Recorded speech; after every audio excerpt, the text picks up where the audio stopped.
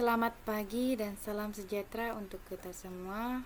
Perkenalkan, nama saya Yupita Yuni, NIM 14201001. Kelas B pagi, Prodi Pendidikan Geografi. Baik, di sini saya akan menjelaskan tentang potensi desa.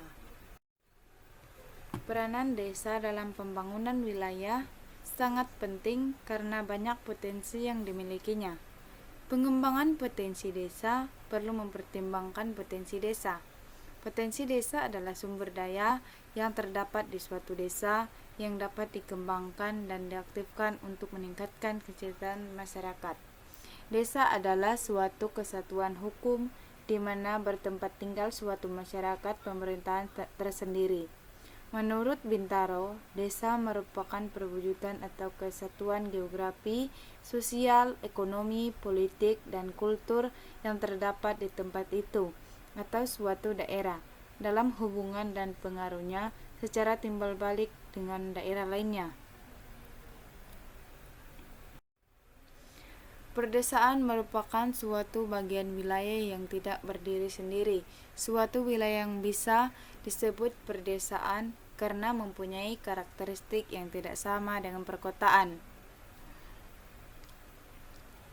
Suatu kawasan yang aktif utamanya atau aktivitas ekonomi penduduknya bersandar pada pengolahan sumber daya alam setempat atau pertanian dinamakan dengan kawasan perdesaan. Dalam pengembangan wilayah, kawasan perdesaan harus dipandang sebagai bagian yang tak terpisahkan dengan kawasan perkotaan. Pemahaman yang menyeluruh dan tidak dikotomis ini menjadi penting dan mendasar dalam penyusunan peraturan atau aturan main yang berkaitan dengan perdesaan maupun perkotaan, agar terjadi sinergi dan keseimbangan perlakuan wilayah, khususnya oleh pelaku pembangunan. Selama ini masyarakat perdesaan dicirikan dengan kondisi yang serba kekurangan apabila dibandingkan dengan masyarakat perkotaan.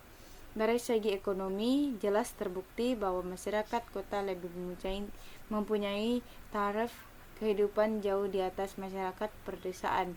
Dari segi pendidikan, jumlah serta kualitas pendidikan masyarakat desa jauh di bawah masyarakat perkotaan. Dalam upaya mencapai keberhasilan tujuan pembangunan wilayah perdesaan saat ini, secara umum kita dihadapkan pada banyak tantangan yang sangat berbeda sifatnya dibandingkan pada masa-masa lalu. Potensi desa dibedakan sebagai berikut. Yang pertama yaitu potensi fisik. Potensi fisik adalah potensi dari suatu desa. Potensi fisik dari suatu desa ini merupakan potensi yang dapat terukur dan terlihat secara fisik, baik itu potensi sumber daya alam maupun juga sumber daya manusia. Potensi fisik suatu desa tersebut juga meliputi beberapa faktor sebagai berikut. Yang pertama yaitu tanah. Tanah merupakan sumber daya alam yang bisa dibilang paling dominan pada desa. Sumber daya alam tanah ini juga termasuk bahan tambang, mineral, dan tak terkecuali hasil pertanian. Yang kedua yaitu air. Yang kedua adalah air yang juga termasuk dalam sumber daya alam. Air yang dimaksud dalam faktor ini seperti sumber air, tata air, dan juga keadaan air bagi kepentingan masyarakat, terutama penduduk desanya. Contoh lain yang dapat diperhitungkan adalah seperti irigasi, perikanan, pertanian, termasuk kebutuhan sehari-hari. Yang ketiga yaitu iklim. Iklim juga termasuk salah satu faktor dari sumber daya alam, yang mana dalam faktor ini nantinya akan diukur mulai dari suhu udara hingga curah hujan. Data yang diterima nantinya juga dapat dikembangkan untuk pengembangan seperti untuk usaha pertanian dan objek wisata. Yang keempat yaitu peternakan dan perikanan. Peternakan dan perikanan yang ada dalam pemberdayaan desa dapat menjadi sumber bahan makanan yang dapat menjadi sumber tenaga, dan yang tak kalah penting lainnya adalah menjadi sumber mata pencarian penduduk atau masyarakat desa. Dan yang kelima yaitu sebagai salah satu sumber daya manusia.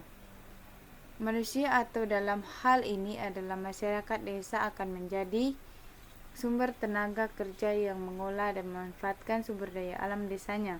Hanya saja untuk mencapai target yang sudah ditentukan, perlu peranan serta pemerintahan untuk memberikan pemberdayaan dan juga meningkatkan kesadaran masyarakat.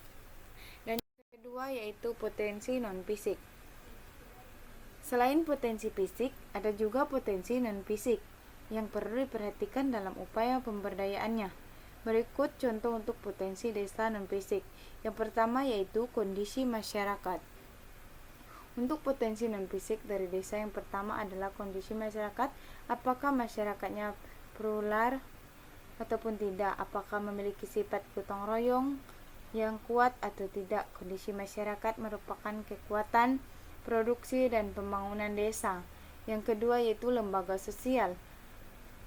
Lembaga sosial yang ada di tengah masyarakat seperti contohnya adalah LKMD, LPMD, PKK hingga Karang Taruna serta organisasi sosial lainnya yang kebutuhannya juga bergantung pada masyarakat.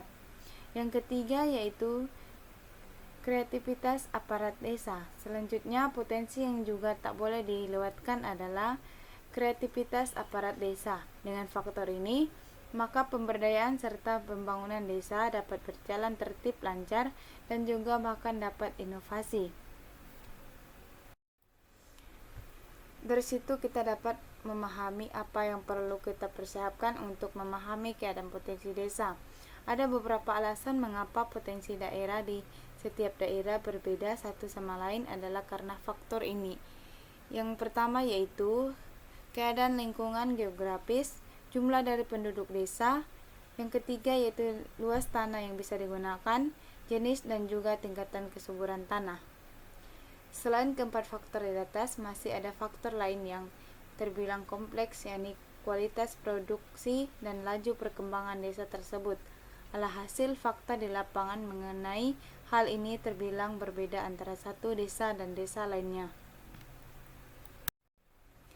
Contoh potensi desa yang dapat dikembangkan. Lalu, apa saja potensi desa yang masih dapat terus dikembangkan hingga saat ini? Terutama di era digital seperti sekarang ini. Sangat banyak, bukan? Pembangunan yang merata serta kemudahan dalam mengakses informasi melalui internet akan memudahkan potensi desa untuk diketahui banyak orang, mulai dari produk desa seperti produk perkebunan atau pertanian hingga potensi lainnya. Pertama yaitu produk pertanian organik. Produk organik seperti sayuran dan buah-buahan organik mulai banyak diperhatikan saat ini. Alasannya ada pada kelebihan yang dibawa oleh produknya yang lebih menyehatkan ketimbang produk non-organik. Hal ini bisa menjadi potensi desa yang bisa dikembangkan karena faktanya memang nilai jual produk jauh lebih mahal ketimbang non-organik. Selain itu, produk organik ini juga dapat melawan gempuran produk-produk impor yang telah membanjiri pasar. Dan yang kedua yaitu produk kesenian. Salah satu upaya dalam memberdayakan masyarakat desa adalah untuk tetap menjaga budaya yang ada di dalamnya agar tidak hilang. Salah satu produk kebudayaan yang dimaksud juga salah satunya adalah produk kesenian yang bisa menjadi salah satu ciri khas suatu desa yang berada dengan desa lainnya. Produk kesenian tersebut juga dapat menjadi sebuah nilai jual. Pengembangan produk kesenian juga dapat diarahkan pada pengembangan desa sebagai desa wisata yang akan menarik banyak pengunjung dan diharapkan dapat meningkatkan taraf hidup masyarakat desa. Dan yang ketiga yaitu pengembangan wisata terpadu. Selanjutnya juga bisa menjadi potensi desa yang bisa dapat dikembangkan adalah potensi wisata. Pengembangan wisata yang ada dalam desa juga bisa dikembangkan sebagai wisata terpadu yang juga dapat menjual produk-produk desa seperti produk kerajinan tangan, produk pertanian, maupun produk perkebunan seperti pada poin pertama di atas. Dengan pengembangan wisata terpadu ini, manfaat dari pengalihan fungsi desa sebagai lokasi wisata juga akan dapat dirasakan oleh masyarakat desa itu sendiri, tidak hanya sekedar mengelola wisatanya. Untuk dapat mengetahui apa potensi desa yang dapat dikembangkan, ada 2 langkah yang bisa dilakukan, yakni yang pertama adalah melihat langsung potensi sumber daya alam yang ada, serta yang kedua adalah melihat bagaimana sumber daya manusia yang ada. Apabila keduanya dapat dianalisis, maka akan ditemukan potensi yang ada yang dapat dikembangkan. Proses pengembangan potensi desa agar dapat diketahui oleh masyarakat atau pasar memang tidak jarang membutuhkan waktu, baik jangka pendek, menengah, hingga jangka panjang sekalipun. Maka dari itulah, pengembangan potensi desa tersebut haruslah berkelanjutan. Baik, sekian itu saja presentasi yang dapat saya sampaikan. Terima kasih.